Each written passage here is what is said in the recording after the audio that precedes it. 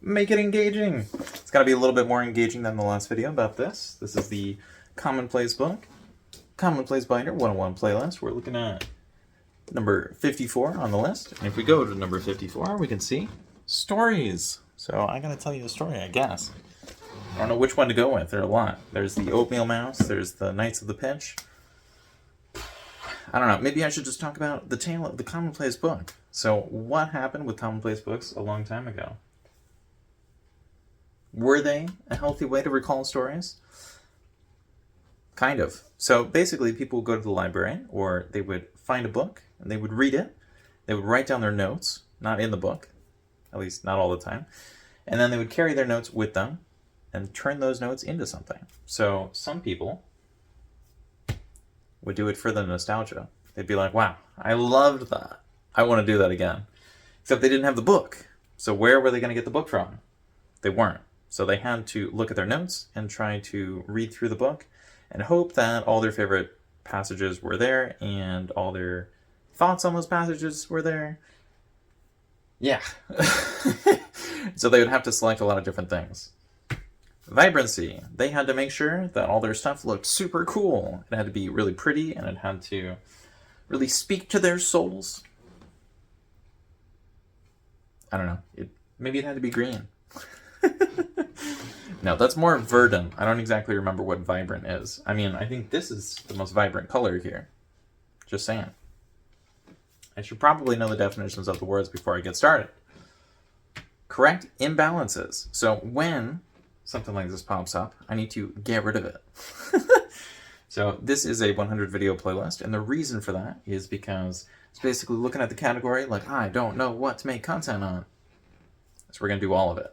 And then after doing all of it, we're going to figure out which things don't work out. And so yeah, I'm going to see stuff like this, I'm going to be like, get rid of that.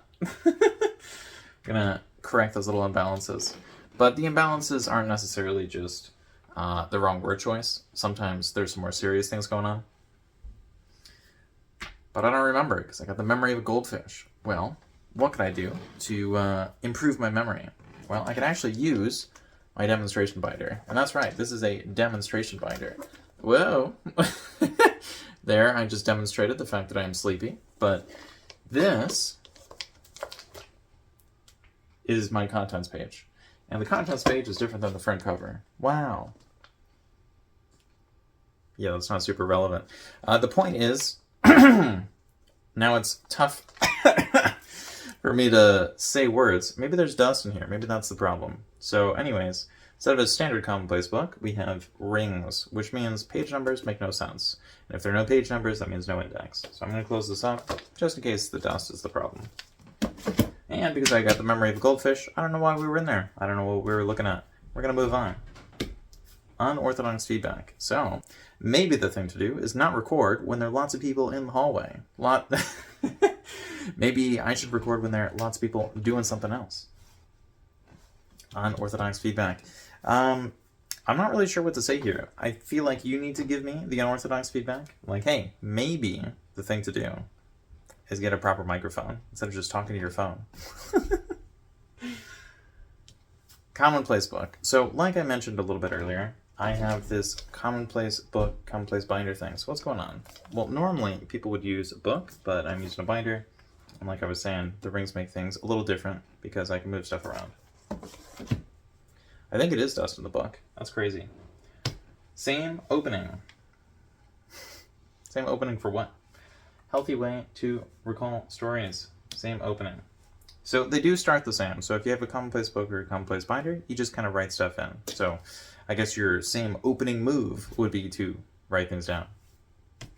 Answer the questions. So I need you to give me some questions before I can answer them. There will be a Q&A towards the end of the playlist. In the FAQ. Look at that. Frequently asked questions. I don't think I have anything before then, but I guess we'll find out. Baby book. What the heck is that doing here? Maybe I need to answer that question first. Baby book. What is that? Why is that here? A healthy way to recall stories. So it might be that the thing you want to do is you just want to remember your childhood. And before your childhood, maybe things were even better. Maybe there was a whole lot of money because it was before 2008 and your family still had resources to work with. So, yeah, maybe you could read through the stories that your parents left you and you could be like, oh yeah, that's nice, that's friendly. I'm not really sure if I would list that at the top of the top 10 healthiest things to do, but it is kind of nice because the baby books often include little details that we might lose or misplace, and it's kind of nice to be like, oh, yeah, I've got that blood type, or, you know, maybe they put your social security information in there, or, you know, any other thing that a baby book doesn't necessarily have, but, like, it might have all the information about your grandparents, or maybe an allergy. Like, there's a lot of useful stuff in that sort of thing. And so that's not really recalling stories, but it might be kind of nice to hear about the first time you walked, or the first time that you saw a dog and you were like, what the heck is that? Too much all at once. Yeah, so if you read through the entire thing all in one day, that might be memory overload, if you can somehow remember all the way back to then. Which you might if you're like 8 years old, but I'm not really sure why an 8-year-old would be watching this. Rotate the order. So one of the benefits of the binder, as opposed to the book, is I have a content section. And so whenever I want, I cross something out, I take it out of the binder, to take it out, I have to page back, and then I take it out. And I take it out by opening the rings when the pages are in the right position. But the point is, when I take this stuff out and then I put it back in, I put it in at the back. So the order kind of rotates. And so what that means is the stuff at the beginning does not matter more than the stuff at the end. Now, obviously, when it's at the beginning... Oh my god. I think I might be allergic to the paper. No, it's really dusty in here. Because the paper has taken over my life. Allergy season. And now there's also paper season. Stuck thinking. So I'm going to be stuck thinking about potential allergies and stuff. I probably need to go to, you know, an allergy place at some point just to find out everything's fine or everything's not fine. Probably somewhere in between. So if you're stuck thinking about how to recall stories, first thing to do, write them down, or write down what you're thinking about it, because then you can at least get some of the thoughts out of your head and onto the paper, and then, you know, your brain can be for the thoughts rather than the memory. Are we really on too much stuff? I feel like we already did this. Too much all at once and too much stuff in the same presentation. I don't know about that. Yeah, so what happens if you have too much stuff in your binder? What do you do? Well, this is starting to fill up. And so what you gotta do is you have to redo the pages, or take the pages out and put them somewhere else. So one thing you can do is you could just put them in another binder, be like, I did it, wow. You could, of course, also just throw the pages away, or, you know, hopefully recycle them if you don't want them anymore. But whatever choice you choose will probably be different depending on your situation, because that's how this works. Mental blocks. There might be something blocking you from doing this. You might be like, well, you know, the baby book is all perfect, so, like, if I try to make something perfect, does it have to be that good? And it's like, okay, the baby book was made by 2 people. Maybe. It might have just been one parent. But it's very possible it was actually both parents and also all 4 grandparents helping out. So, like, if it looks good, might be because 6 people with lifetimes of experience worked on the thing. So, you know, if you have, like, a mental block, like, oh no, it's not gonna be good. Okay, like, what is good the first time? At least compared to the last time. Like, if you do this over and over again, you're gonna get better with time. You know what else gets better with time? Religion. So if you have a religion that sticks around forever, you're gonna have a lot of stuff to read through.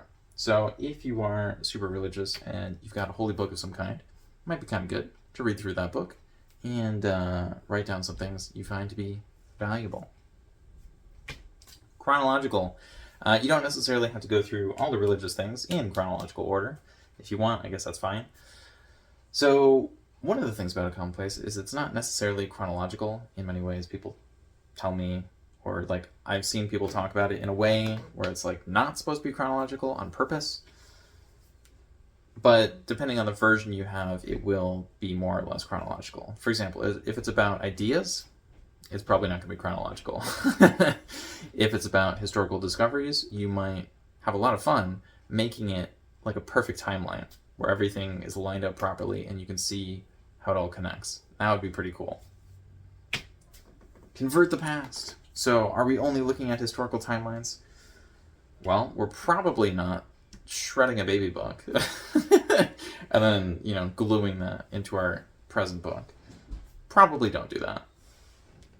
But yeah, it might be that you did like some homework assignments or something and you look at them and you're like, these aren't that good, but they have some information I want to hold on to. So you might write down the things from the homework on another page and then get rid of the old homework.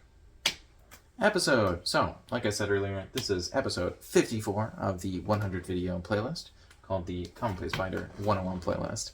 And I am very excited about essentially making these as episodes, but there are probably a lot of things that I'm doing wrong, which are way more dramatic than accidentally lifting this up in a way that it will get stuck. So, if you want to see me struggle to talk about a working commonplace, which I don't necessarily use because this is my demonstration, and I'm clearly getting some negative reaction from it, then yeah, check the next video. And please let me know what sort of good stuff is going on in the world. That's a friendly one. And it's probably, yeah, like halfway through the year, so there's not going to be any negative news. And if there is negative news, there's going to be negative news all year. Because normally things go crazy in January, and then they get a little crazier, and it'll calm down eventually, hopefully. If it doesn't calm down this year, I'm going to be pretty worried about the fall and the winter. But yeah, it's almost spring, so hoping things are going to be good. I'm going to end it now. Okay, bye.